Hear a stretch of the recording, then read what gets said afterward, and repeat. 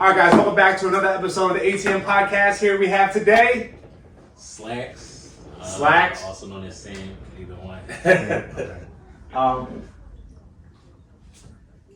But yeah, just in case you might want to speak up just a little bit, bro, because I think I think this is gonna be edited out for the one. All right.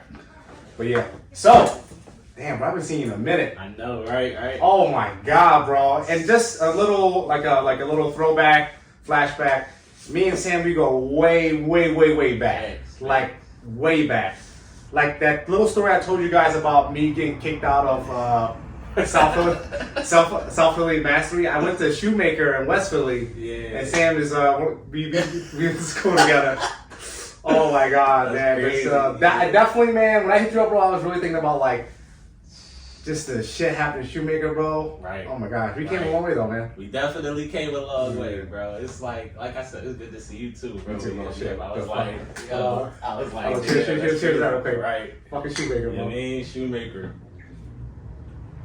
I mean, that's crazy, cause like, I remember when you first came. Like, I ain't even know if you was like staying or not. Like, you feel me? Like, I feel like I ain't know, like, cause you know, like the first couple of days you ain't really say too much, bro. I remember the first time you turned. Oh my god, bro. When you first turned on, I was like, oh shit. Oh man. Yeah. I tell you, man, that school used to try me, bro. The people there used to try me, bro. Oh my god. That's the West would do that. No, you held it down though. Definitely held it down for sure. So, you know. But Sam, I mean, talk to the people. Let them know, who you are as a person. What are some things that you're doing, and what do you, where do you see yourself, like in terms of your business wise? I know you do a little tattoo, Mm-hmm. so I mean, let the audience know, and also plug in your IG and stuff like that, like so they know how to follow you. Like Mike was saying, my name's Sam, but everybody knows me as Slacks or Splatter Slacks. I'm an artist. I always love drawing, painting and stuff like that.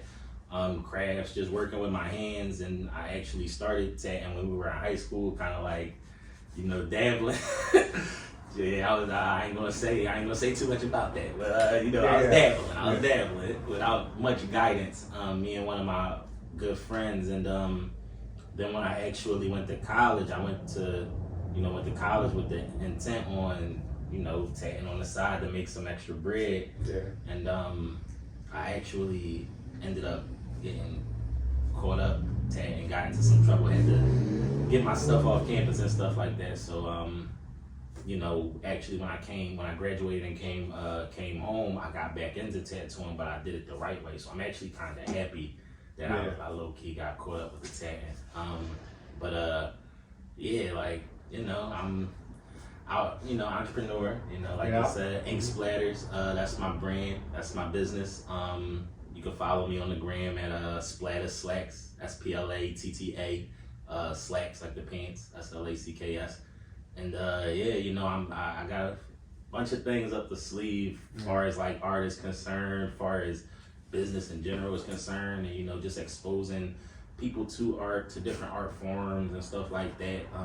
Because like art really isn't in the schools, or at least the public schools, like it was before and stuff like that. So just kind of getting people to trying to think in a creative aspect, thinking creative ways, because that can go a long way beyond just art. You feel me? Just for sure. getting creative problem solving and stuff like that. Right. And if anyone is interested, I'm going to have Sam's IG in the description, also somewhere in this video. So if you're ready for a tattoo, you know where to hit him up at. But yeah, bro. So like I told you, the main point of this podcast is to go back in time. If you can give yourself a piece of advice when you're in your teen years, right? What would it be? So what would be that one piece of advice you would give yourself in your teen years, if you could elaborate on that? Right. I would say one of the biggest pieces of advice I would give myself in my teen years would be to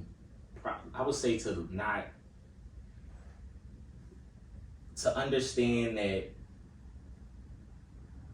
how do I say this? Like, to understand that it's okay to mess up.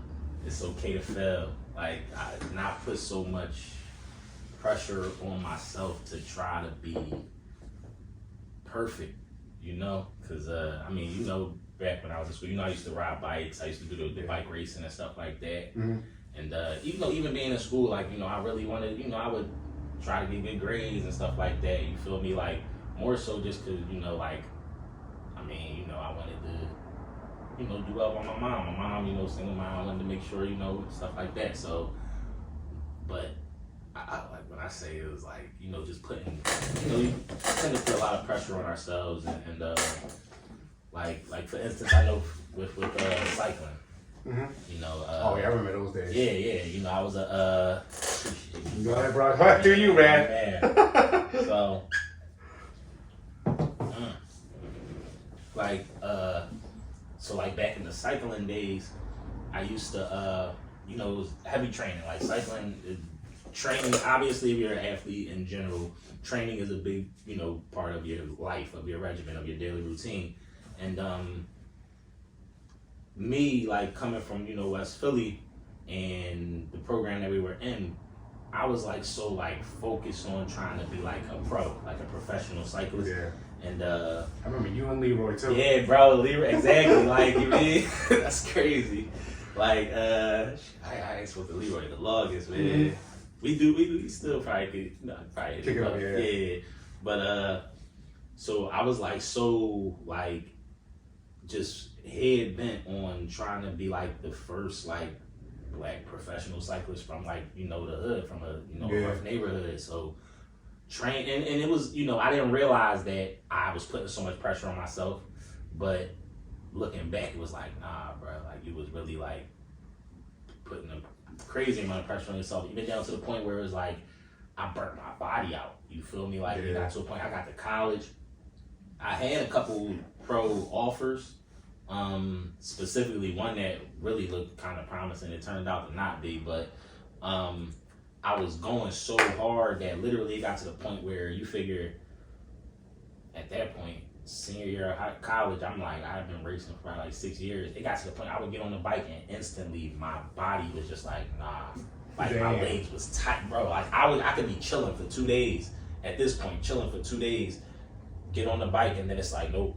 Like my body didn't want to do it. My mind didn't want to do it. Like it was like I was striving, and it was like I said, I had people trying to offer me a contract at that point, but you know, it was just, I burnt myself out, like trying to be perfect, trying to, you know, get to this point. And it's like, even with like I said, with school, you know, stuff like that, got to college and just was like realized like, yo, like I gotta, you know, like I gotta put time aside for rest and recuperation and actually just taking in what I'm learning or what I'm experiencing rather than just doing it. You feel me? So I would say, if I could go back and say that, just, you know, tell, I guess, a younger Sam, like, it's going to be cool. Life going to be life regardless. It's okay to mess up. You ain't got to be perfect. You feel me? Yeah, no, I feel that. Like, I too myself, like, doing so much, I sometimes forget that I'm human too. Yeah. And we get so caught up in trying to be, we see who we want to be. We get so caught up and we forget that we're humans. Facts. You know. Yeah. And but that's deep, bro. That's deep, bro.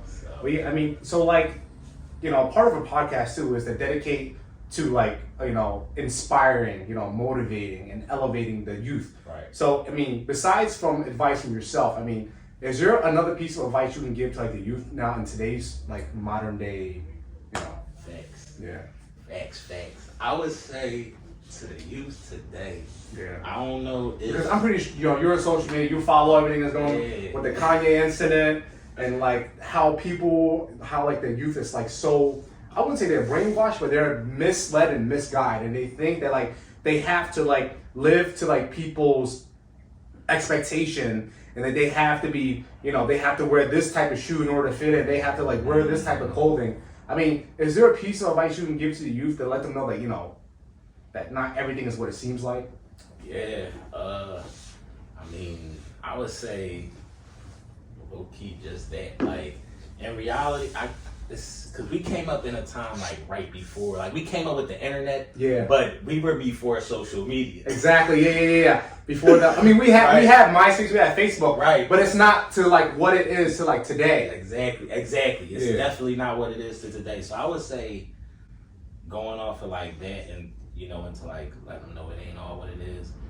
I would say, get offline for a little bit, maybe, and like, I mean, this is I be feeling old sometimes, bro. Bro, you're not the only one, man. I'm 29. Bro, my back hurt already, bro. My back, my knees, bro. Real rap. I be going through it, but like, it's like even in the sense of how like what I'm about to say right now, I feel old, and it's like, get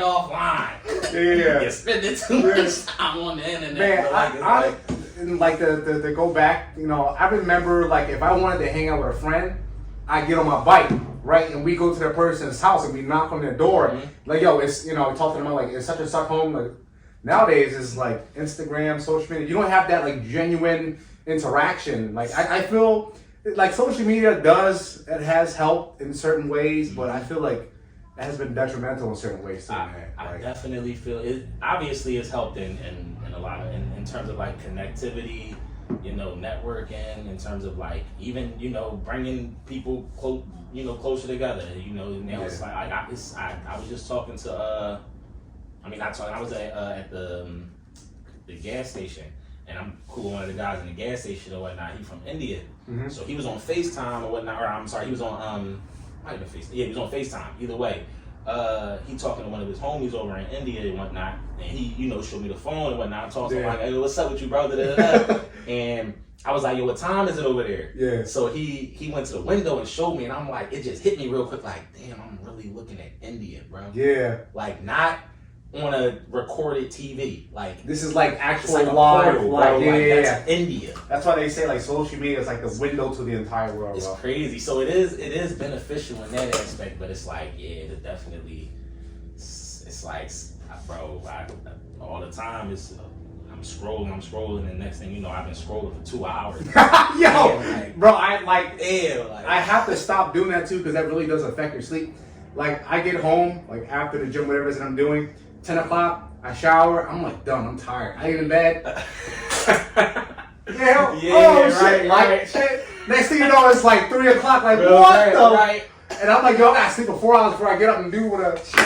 And even in that sense, how it's like, now think of it like, going into the next day, now we a little tired and stuff. Like, it's like, yo, it'd be having a little trickle down effect. But I would probably say, I guess maybe detox for a little bit from that and figure out what it is that you figure out yourself a little bit, what you truly like and stuff like that, you know, as a young person.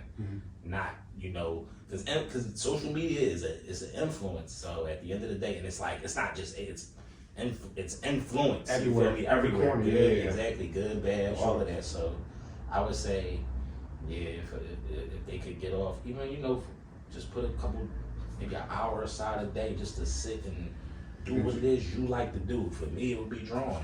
You feel me? For someone else, it might be working out. It might be, you know what I'm saying? Like, I don't know. anything.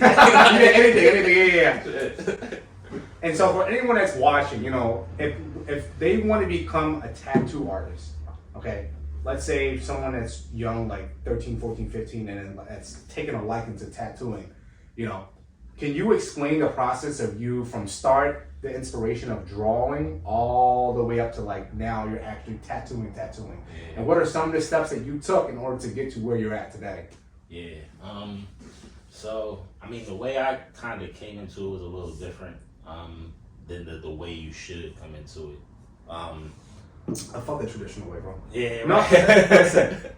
You said right. We going off of like passion. If one thing I would say is, if you gotta be obviously, you know, passionate and serious about it, because it's time consuming. That's the main thing. It's time consuming, and you're dealing with people, someone's actual skin. You know, it's a cool thing when you think about it, but it's a real it's a real serious responsibility when you think about it too. Sure. You know, but I would say the process, obviously, you know, if you're interested in, if you're into art already, no matter the kind of art, whether it's drawing or painting or whatever, I would say with YouTube and stuff, definitely YouTube, you know, videos as much as you can, draw as much as you can, you know, just to get your hand as sharp as you can, or as sharp as possible, not as sharp as you can, because it ain't no limit to it for real. And I would go around to the shops. This is where I say my journey was a little different, just because I did go around to the shops when I was in high school. None of them picked me up at the time. I could have probably went a little harder, you know, whatever. I just started to have. But, you know what I mean? But I would say going to the shops, or even if you don't go to the shops, get cool with somebody who you know who's doing it, and like really sit down and take in everything that they do, everything that they say, as someone who has good work, you feel me, obviously, and just taking everything they do. That was more so my route. I met a guy named JP when I graduated from college, and we weren't in a shop. So he had a studio. He had his own studio that he kind of made, and it's crazy because me following behind him, I learned the game. Like, I learned how to like really kind of with anything, like make it, I can, you know, with nothing, make it shake out here, make it happen, like, you know. So that's what he taught me more so than just actually like putting a line into someone's skin. You feel me? He showed me like really how to make it happen. You feel me? Technique. Yeah. So, and exactly, and one thing that I noticed about him, because I ain't gonna lie, we were, you know, like I said, he would travel to people and all that. He's a traveling tattoo artist. Now he's in the shop, you feel me, and he's about to get his own shop and all of that. But one thing that I would notice and I took note of was that no matter where we were at, his space, it didn't matter where we were at. His space was pristine, you know, super clean, professional. We could be in a bando, bro, and I'm talking about like literally his space is like pristine. Yeah, man, and it's like, and it's like with that, and people took note. You feel me? Like the people he was tattooing would take note, and they would be like, oh, okay, like he really about it. He really knows what he's doing. This, that, and the third. Like they would see, like, oh, I never seen nobody actually wipe down the table. You feel me? Before they put the plastic, the film over the table, and then like it's like, yeah, you feel me? And so from that, I learned.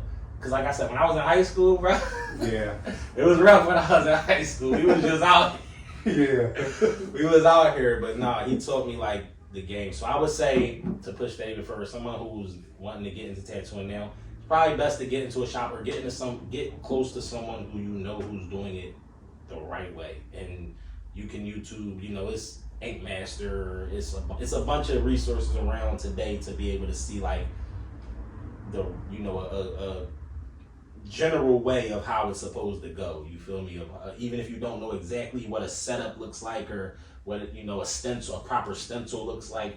You can, you know, it's YouTube today, so you can look at the general way and know like, all right, I'm not gonna follow behind this guy because it don't look like he knows what he's doing right. Exactly. So I'm gonna follow. I'm gonna go and see if I can get cool with this person. But yeah, and then honestly after that, it's just taking in everything, you know, that they saying, practicing, you know, fake skin. They got the pound of flesh fake skin. Obviously, eventually you're going to have to get some, you know, actual real skin practice. And with that, I would just say your mentor, you know, most likely would let you tattoo them. Friends the way I did, you remember Khalil, right? Khalil, yeah. He was the first person I tattooed, bro. So was that on his forearm or? Yeah, the joint. It was his name, but I went over it. I did end up tatting him like my own joint because he had his name. He had Khalil. Yeah. I was. He had it. Like, hello, my name is right. You know what I mean? But yeah, I just went over that joint. That's like, is Lil out? He out?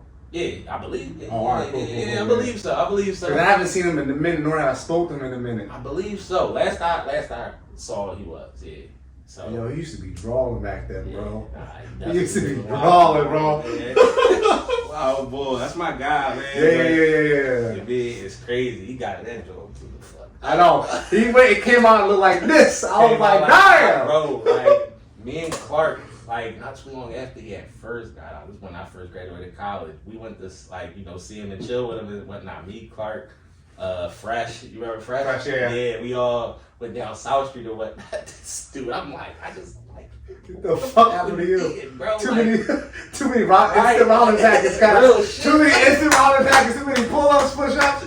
Real I seen a picture you posted on Facebook. I was like, damn. Right. Alright. Should have put Debo on his name instead of Khalil. Real rat, like. But yeah, so that's how I kind of got used to like tatting with skin or you know actual human skin. But yeah, I would say just that's the key. Like I was saying, you know, with anything, just getting close to someone who does it well and taking as much as you can, learning as much as you can from that person, and you know, putting your own spin on it. My mentor, it's like I love that man to this day, man. That's my guy, JP Tatted. Like he taught me a lot. Like one of the main things that he taught me is when it comes like to what we talking about now is like you gotta know the rules to break the rules. That's true. You know what I mean? That's you gotta true. know them to there's break always way to get around things. Exactly. For sure, yeah. You know what I mean? Once you really know the game, Exactly. So once you want, and it's crazy because I think of that all the like. Even thinking of it now, like how you said, like, dang, I really do tattoos, and it's like just knowing, it's like, dang, I remember when I used to sweat before every session, bro, every session, talking sweat, bullets. Like, I mean, the thing is, if I'm responsible for someone's skin and they get an infection, I'm fucked. Exactly. Yeah. Even like just mess like from that to just mess like not the image looking how they, you know, or even like how you envisioned it, bro. Yo, like I remember like there was times, like I said years ago, but there's times where like you put the stencil on and it's all right, cool, but and it's like you're watching the lines going, it's like this is just not going. Why? Yo, man, that's not a sweat bricks. Yo, it's like why? Yo, I'm you slow down, like. And it's like the lines just wasn't like stuff like that was like little like things with the machine that you would learn. It's like what the fuck, like so yeah. And it come out looking lopsided, like come out looking a little, you know what I'm saying, like but yeah, like definitely linking with somebody, you know. So it sounds like you're saying basically an apprenticeship. Mm-hmm. So be someone's apprentice, learn for some time, because. And also, I think people should also understand, like, when you're an apprentice, you're going to be doing a lot of free shit, too. Oh, yeah. Not to say that, like, you're going to be doing it for a long time, but in order to, you know, build your skill set, you know, and build the tolerance of you being able to learn and, you know, hitting the curb, you have to do, if you're just a natural, like, just like a prodigy, that's a different story. But most people, believe it or not, it's a learning curve. You know, you charge us the game, basically. Yeah, and it's like, me personally, I would say it's probably better to start off, obviously know your worth, and you know you want the value, because you're giving value, you're giving quality, you're not trying to skimp anybody, so you know your worth. But also I would say if like when you start off like the charging, you know, less or doing stuff for free, you'll get accustomed to really striving to do your best, like doing your best work. And so that way when you do start getting paid, like handsomely for it, decently for it, it'll be like, oh snap, like I got paid for this. So this is what I do on the regular. Basically, it's like the ultimate goal is to feel happy with what you're doing. Exactly. And then a byproduct of that is basically you getting paid for it. It's like, yo, I'm happy with what I'm doing, and the fact that it looks nice, I'm getting paid for this. Yep. And it just won't feel like a job. Yep. That's what I see as well. That's crazy. Yep. That's literally that was like my motto. And yeah, you just summed it up. Shit, bro. I mean, and also like, you know, if I could ask, like, what do you think the startup cost is for like a new tattoo artist? Someone that's just getting into the game, and do you think like is it expensive to like prolong the career, or what do you think? It's not very expensive to get into tattooing. No, it's not very expensive to get into tattooing on the base level. Okay, so if you can give like a base price to the audience that's watching, that's a potential tattoo artist, you know, what would the price range be to like start up? I would say if you could put aside $1,000. $1,000. You could put aside $1,000, and I say honestly, you could get started for way cheaper than that. But if you could put aside $1,000 get you some good equipment, you know, it'll turn around and it'll multiply like it's nobody's business. So I feel like, yeah, 1,000, and yeah, you could with that. That gives you the leeway to research some really good machines, because that's the main thing that you'd be investing in is your machine. They got rotary machines. They got a ton of machines today, like coil machines, rotary machines, all of that. So, I would say after that, the next thing would be inks and needles, which those aren't, they're like, you might spend like $30-$40 on some ink, but it's gonna last you a few tattoos. Like, you feel me? So like off of one tattoo, you'll make that back. So I would say the biggest expense would be your machine, and you want a really good machine. Yeah. A nice machine. No, I feel you on that one. And also remember, quality. Exactly. It's all about the quality. So the thing is, I'm not going to no one's basement. And if their shit isn't looking as pristine as JP, Yeah, man. I've been to a few tattoo basement looking like, and I'm like, some tat parties and whatnot. Definitely not the tat parties. Definitely. If a tattoo's like $5-10, just run. Yeah, don't even think about it. Yeah. If you say like a full sleeve for $5-10, listen, I'd rather give $5-10 to a Even crackhead. if somebody say a full sleeve for like $4 or $5, like tattoos are expensive. Expensive, yeah. If somebody, I know from before, like I say, like years ago, tattoos are pretty cheap. But in today's world, they're expensive. I got quoted for an entire sleeve for anywhere between $10 to $12K. Exactly. I was like, what? They're like, essentially, that's the thing. Tattoos today are, obviously they've always been, a way to express yourself, artistically and stuff like that. But today it's like on another level. Like, we got art pieces. Like, you feel me? Like, y'all see my man Joe. Like, listen. It's an art piece. Like, so my tattoo, right? It was on impulse. And shout out to my boy Lucky that hooked me up too. And shout out to Veronica that did my tattoo. It was on impulse, bro. Like, I was thinking about it, but I wasn't really serious. Let me tell you how I actually got that tattoo. So my boy Lucky, right? He had full sleeve, like nice as fuck. And I'm like, oh, that's a nice tattoo. Right. And he was like, you trying to get a tattoo? And I was like drunk. And I was like, yeah, fuck it, yeah. Right. I've been thinking about it, yeah, sure, why not? And basically on the spot, next thing you know, he hit up Veronica, and I got in touch with Veronica, and I was like, yeah, I could not believe I was actually going to get a tattoo, bro. I wasn't prepared for it. The night before I went to get my tattoo, usually you're supposed to get a good night's rest. In the morning, eat a big breakfast. Bro, I had like, I think 2-3 hours of sleep the night before. Of course. And then I woke up late on top of that, and then I rushed to McDonald's, and like, of course. Oh my God. That's how it always goes. We expect it at this point, but yeah. we suggest you get a good night's sleep and a nice breakfast and stuff. Oh my God. I tell you, first session was like fucking 13 hours, bro. I was like, okay, so like if you can power through it. My first 5-6 hours, I powered through it. But then as soon as you take your first break, it's done. Oh yeah. You're done. I went outside for a break. Let that air hit it. Let that air hit it right here. I got back here, I laid on the table. I was like, so that break felt a little too good. yeah. And then I got there, she's like, you ready? I was like, let me go to the bathroom real quick. I'll be right back. Right. I went to the bathroom. I was like, yo, why does it start? Like, it started pulsating. I was like, oh my gosh. Like, seriously? But yeah. That thing was swelling up. Yeah. Which areas do you think, like, if you were to get tattooed, like, which areas of the arm do you think, like, hurt the most? Definitely. I'll tell my experience. I would say definitely inner would probably be, like, just this area. Oh my, yeah, dude.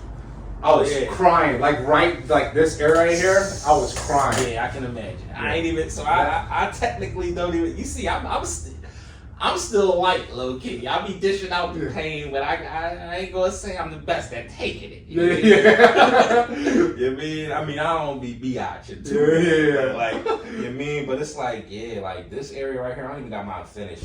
One day. You tried to elbow yet? Oh my god, my elbow, bro. Actually, kinda.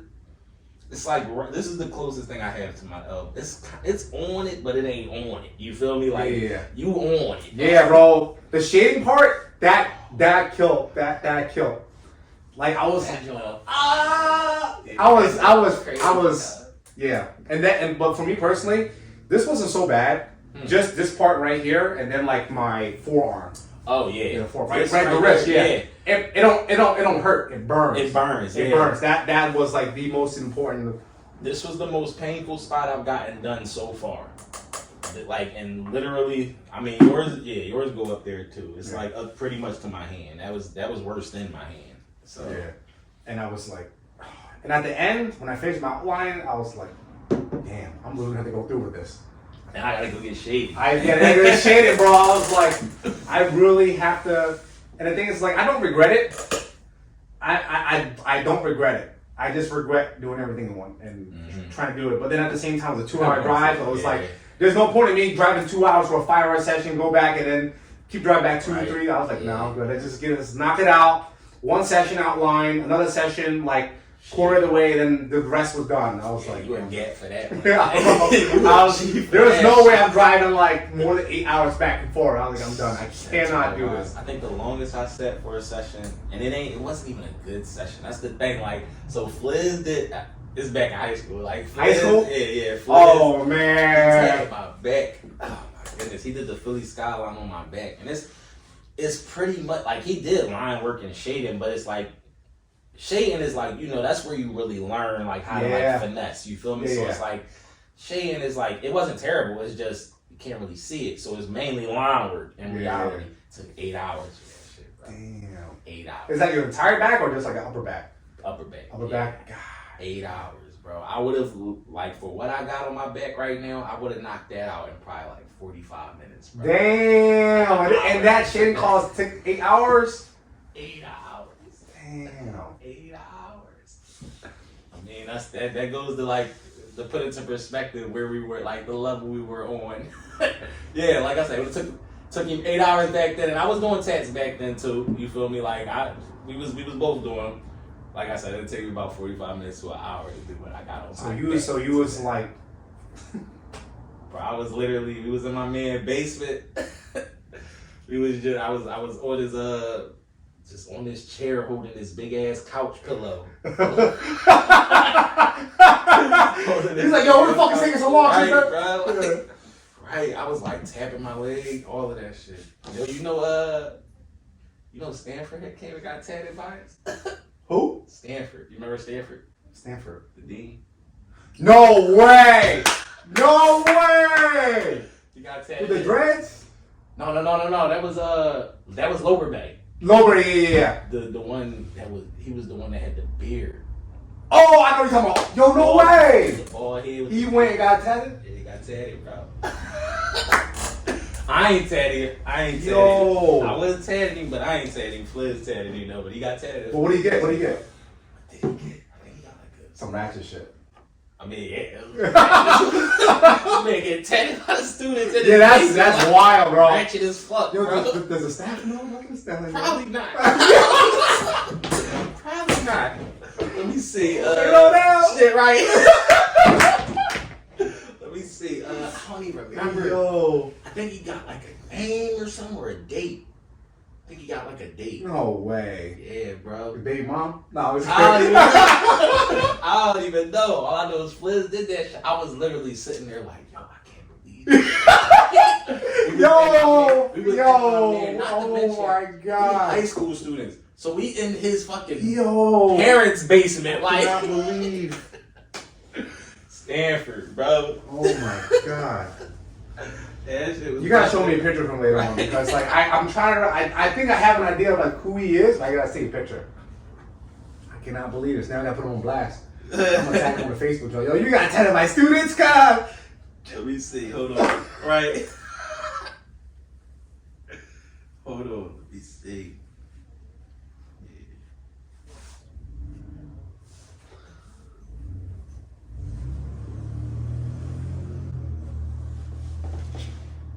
No! No! No! No way, bro! No way! Yo! Yeah, bro. No way! Yeah, bro. Yo, I know he loved his students. I know he loved his I was about to students. say, yeah, he always left was it. like, you know, he was always definitely. No way! You know, he let us be us. He was always the one that let us be us. You know what I mean? So he supported. You tell me he went to Aaron's crib and was like, I'm ready to go. Got that doing in the basement, bro. Yo! Oh my god! In the basement, bro. Like in the basement. Like and we was not where we at today. Shit. Well, he don't do text no more, but yeah. Damn. I cannot believe. Yep. Oh shit. Telling you. That's wild. Hey, I have him on Facebook, so I'm gonna tag him. I'm gonna tag him. He's gonna watch this still. He's gonna be like, yo, who's this Asian kid? I don't remember him. I remember you. Yeah. He definitely remember. Yeah. You mean? And a lot of people, they don't listen, bro. Tell them. Was I the only Asian student in Shoemaker? I mean, I believe. Yeah. Bro, and I graduated class. I was the only Asian person. I was about to say. I tell people this all the time. They're like, "There's no way you're the only Asian." I'm telling you, I was like 0.000. I made up 0.0001% of like the diversity in that school. I was literally the only Asian student, and for some reason, everybody always thought I was Chinese. That's like yo. Let me tell you, bro. Like, let me tell you, bro. I remember the first week I went there. No, the first day I went there for orientation. Show me around. And bro, as I was walking in the hall, everybody's looking at me like, alright, so you probably did some shit. I was like, damn, I'm like, where my people at? Right. I was like, yo, where? I was like, there's no. And then I remember, I think it was, I know it was a Friday for sure.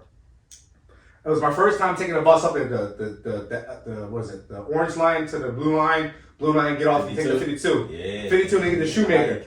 And I remember I was walking up the stairs and somebody at the top of the stairs was like, yo, Jackie Chan.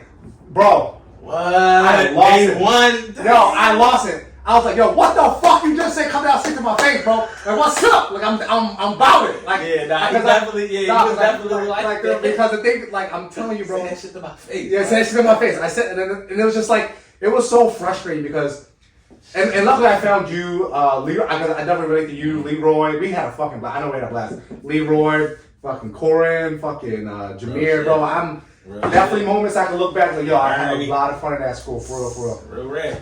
It's like, yeah, for it to be such like a, because we had a small class, bro, but it's like, I don't know, we definitely like all kind of just fit, like meshed, clicked the way we were supposed to. You feel me? It was like everybody had their people. You feel me? It was like, even with everybody having their people, it was like we all had each other in a weird way. Yeah. Bro, it was fun, especially Jay when she always snapped for no reason. Right, I just saw Jay not too long ago. She always snapped for no reason, bro. I don't know what it was, but she always snapped. And it's her and Erica. Yeah, Erica for sure. She is short girl, like always snapped for no reason. And the thing was, I think she hit me up. She hit me back up. She hit me up around like a year ago because she's in the process of looking to buy a home. Oh, true. And I was just like, damn. It made me like flashbacks all the time. She used to bitch at me. I'm like, yo, why should I look you up? Erica, you watching? I love you. Right, I love you. I love you. I got you. You ready to buy a home? I got you. But anyway, Jay, Erica, Kiara, always snap, and what's her name? Oh yeah, let me see. There was a few people that stepped. Yeah. Let me see. What's I know. This skinny girl. Oh fuck. Hold on. And you did a tap for her too. Wakia. Yo! She was always fighting. She always wanted to fight. I never understood. Yeah, no. Like Kiara, Erica, Jay, they were like they chill. What you say? What you say? She's still. I'm like, yo. I'm gonna tag her too. She'll still be on. This gonna be a fun. This gonna be a fun episode, bro. Yeah. Yo, yeah, she's still gonna go. But she be on her shit. She got her business and everything too. She, got Minx Blinks by Juice, so she make lashes and stuff like that. Oh, nice. Are they the strips or are they like the single ones? I mean, I don't really know too much about lashes. Okay, yeah. Okay, yeah. But yeah, she definitely, got them joints. So maybe one day I can have everybody that we just talked about on the pod. Yo, seriously, that'd be a dope joint. Yeah. That'd be a funny joint. I'm gonna need like 10 feet. I'm gonna need 10 feet from all the girls because they're snapping at me. They were some feisty ones. But it was fun. It was fun. It was all. And Dr. G, was it Dr. Green? Was it Dr.? Oh yeah. Yo, I remember. Oh my god, bro. Yeah, Dr. Green. Yeah. Jameer, she hated Jameer, bro. Jameer, I remember that time. Fucking Will. Grinding. Oh yeah. Ass dying. Yeah. Someone made her cry. I remember one time someone made her cry, right? It was I think it might have been either Will or Jameer. I remember one time Jameer walked out the class. Yeah. Hey yo, and Jameer just be doing random. He just be doing random stuff. Kobe. R.I.P. Kobe. Yo, bro, he just be doing random stuff, bro. Jameer just be doing random stuff for no reason. I know Jameer probably watching out too, but he really just be doing random shit, and he get in trouble. And he always wonder why he get in trouble, but he always be doing random stupid shit, bro. But it be funny as shit though. Be funny. I remember one time, cause I used to be chilling, bro. Like I used to be doing too much. Yeah. It was one time. Remember Mr. Roseman? Yo. I don't know what it was. He just really did not like me and Jameer. He did not like us. Let's just say this. I don't think none of the teachers really like us. Let's keep it a beam. Right. None of the teachers really fuck with Jameer. Yeah. But he was a fun person. He was a fun person. He was fun as shit. Yeah. Like I don't know why they had it out for it, but yeah, I remember that one time. And it was rough because you remember to let my people go.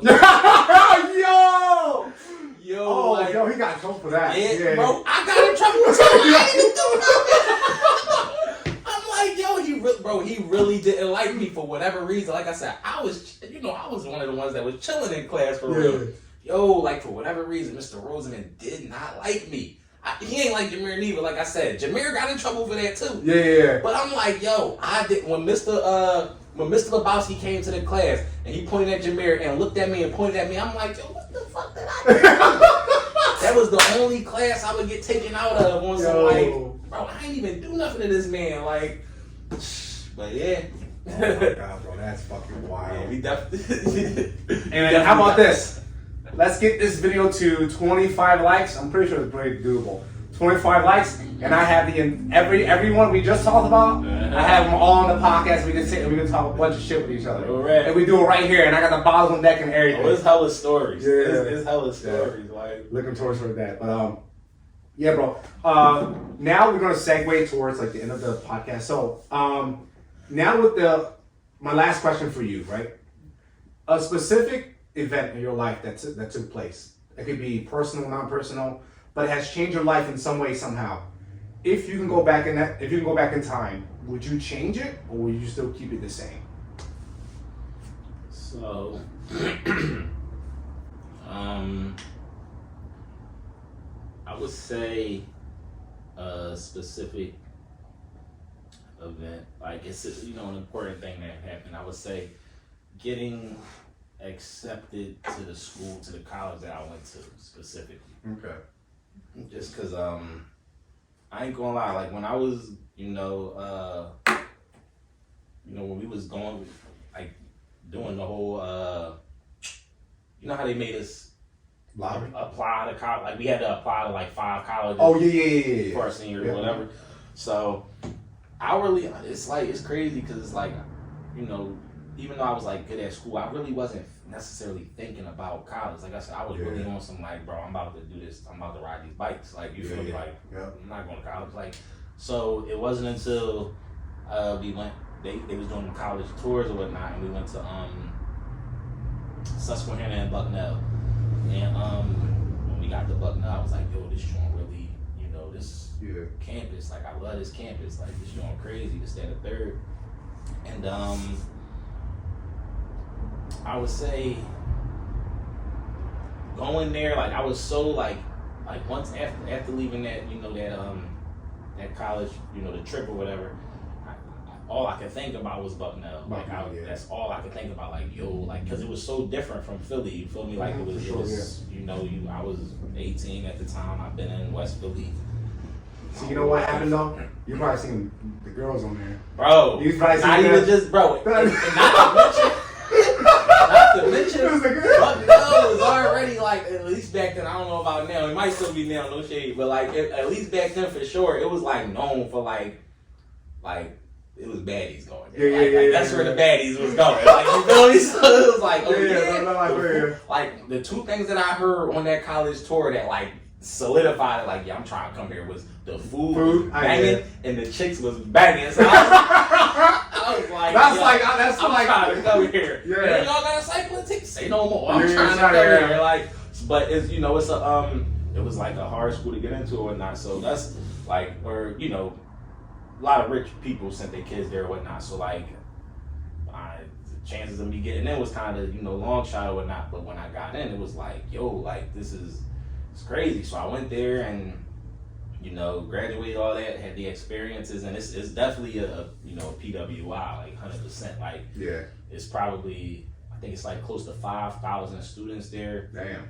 And it was like maybe 150, 200 max black students there. My freshman year, you feel me? Yeah. So I would say that's like something that's like, that was a major event that like changed things, because, you know, going to Bucknell and being, you know, there and like just experiencing it for 4 years and then, you know, graduating. There was times I wanted to leave. It was times, especially freshman year, I really and truly was going just this schoolwork. Like, schoolwork, the culture, like all of it. It was just, it's so different from, you know, from just Philly in general. You feel me? Like literally in the middle of nowhere, PA. You feel me? So, but I was with Chanel. That's what helped. I had Chanel. Oh, okay, that's cool. Yeah. Like shout out to Chanel too. Shout out Chanel. You mean? And then I don't know if you know Serenity. She was. I know Serenity. Yeah. She came the next year. That's gang. Like, you know what I mean? Like, so like she came the next year, and that's really and truly what was like. All right, and I met some people there too while I was there. But if I ain't had them there, I probably would have transferred out and went somewhere else. But I would say.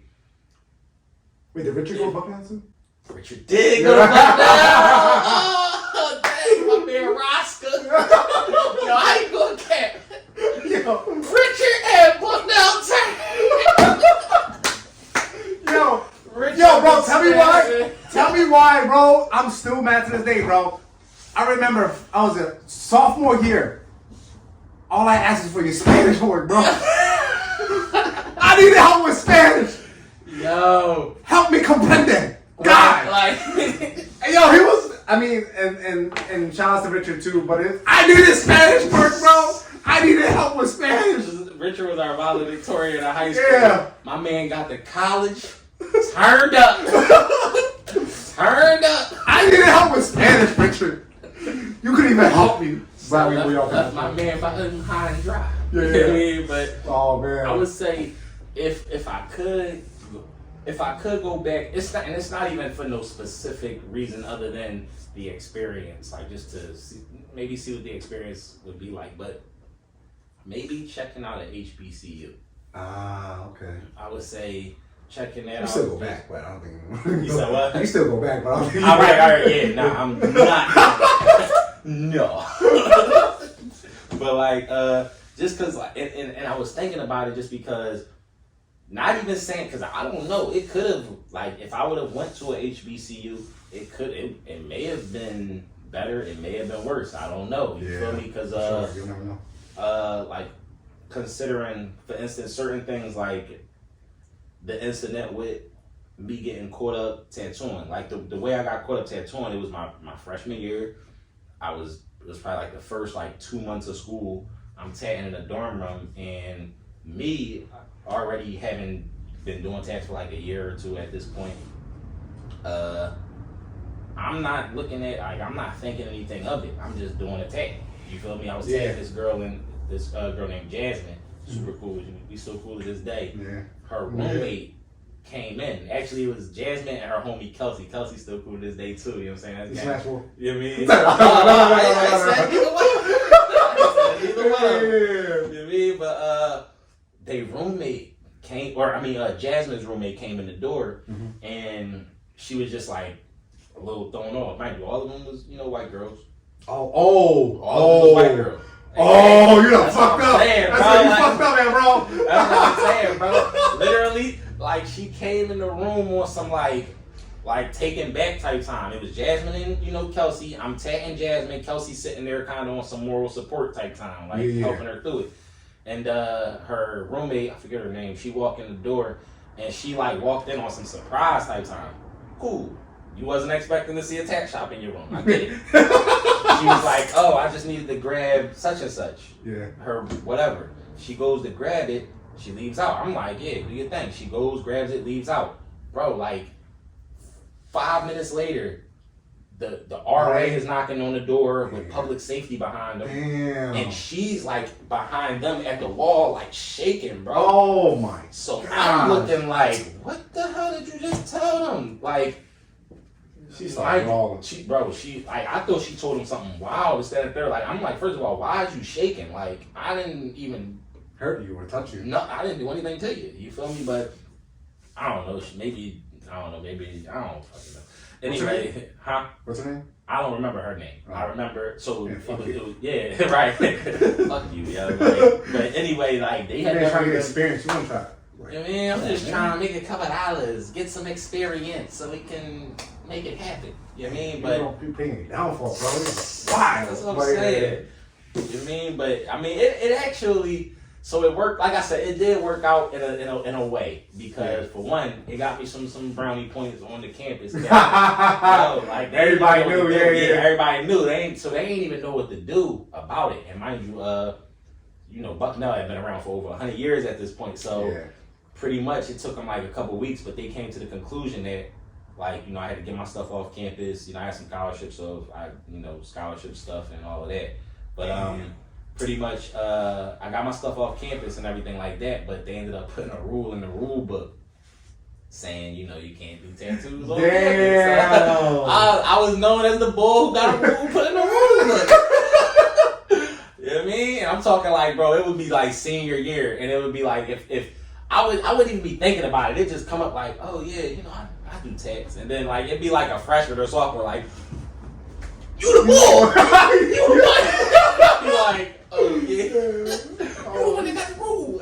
But bro, that's wild. But yeah, like I figured maybe at like a HBCU or something like that, maybe something like that wouldn't have happened. It might not have been a big problem. You feel me in that respect? I mean, and granted, like I said, because when I came out, it allowed me to really truly focus on the actual artistry of it and the things that were important about tattooing, the sterilization, the sanitation, the actual different types of skin. You feel me? And knowing how to work on them. You feel me? It wouldn't have just been about money. You feel me? I went up there on some like, oh, I could draw, I do tats, let's make some money, and I'm kind of glad that that's not my mentality. You feel me now? I love this. You feel me? This is a lifestyle for me now. You feel me? But also with an HBCU, I feel like maybe if I would have been allowed to tat, who knows? It could have went either way. I might have turned up and been like this huge tattoo artist, or it could have been on some type of time where I might have been having too much fun. I don't know, and didn't do anything with my experience there. So, but at the same time, I would still, I would check it out if I could, see how it would go, you know. But I don't regret going the route that I went. Gotcha. So you would just basically let it slide, let it ride. Whatever happened already happened, and just made me to who I am. Exactly. So, like if I could watch it, if I could observe it, like, oh, okay, that's how that would have went, I wouldn't feel indifferent about it either way. Even if it was like even if I was able to see it and it was like, oh no, you would have been this. You would have been Caesar, a black ink. I wouldn't be like, oh damn, like no, you feel me, like. Gotcha. So. Yeah, that's fucking solid as fuck, bro. But yeah, thanks y'all. I appreciate your time, brother. Alright, bro. Like I'm glad we got to do this, seriously. But hopefully we can come back with another episode with all of us, and we used to go to school with. I turn this whole place, and I have the tables, everything rearranged, everybody come through. That'd be dope, bro. Yeah. I would love something like that, especially since we ain't no reunion. Like the heck. Yeah, I think Shoemaker didn't give a fuck about the first school because I think they did a reunion for the second graduation. Bro, they did. I think so. I'm not sure. Don't quote me that. I think they did for second. They didn't give for us. Yeah, I'm pretty sure they did. Yeah, they probably didn't like us for real. Said they ain't back with us for real. That's crazy. So. I thought they loved us. Yeah, I thought they loved us too. I know they love me. Right. But anyways, thank you guys for tuning in. Any last words you want to leave with the audience, bro? Could be anything. I mean, check me out on the gram, Splatter Slacks. Thanks for having me on, bro. I appreciate you, man. Seriously. But thank you guys for tuning in to another episode. I'll have Sam's all of his information for his tattoos and all of his businesses and whatnot. But guys, thank you so much for tuning in again. If you like this video, please like this video. I said that shit twice. Remember to subscribe, share this to your mom, your auntie, your granny, your uncles. Share this to everybody that you found that if you think this is funny and you think this is entertaining and you got some value out of this, please share this with them because who knows, maybe another person, another potential tattoo artist could be that doesn't know about this information, watch this and could potentially change their life. Or maybe somebody who got too much pressure on their back right now. Yeah. It's like, it's cool. Life gonna be life. Life gonna be life, bro. But yeah. All right, bro. Like I said, thanks again, man. I appreciate you stopping by. You already, bro. And looking forward to the whole episode with the reunion. Bro. Listen, we do the reunion here, bro. Right? We do the reunion here for all I care. I got the headache. Now we're gonna do it Kali Crit. Oh yeah? Kali.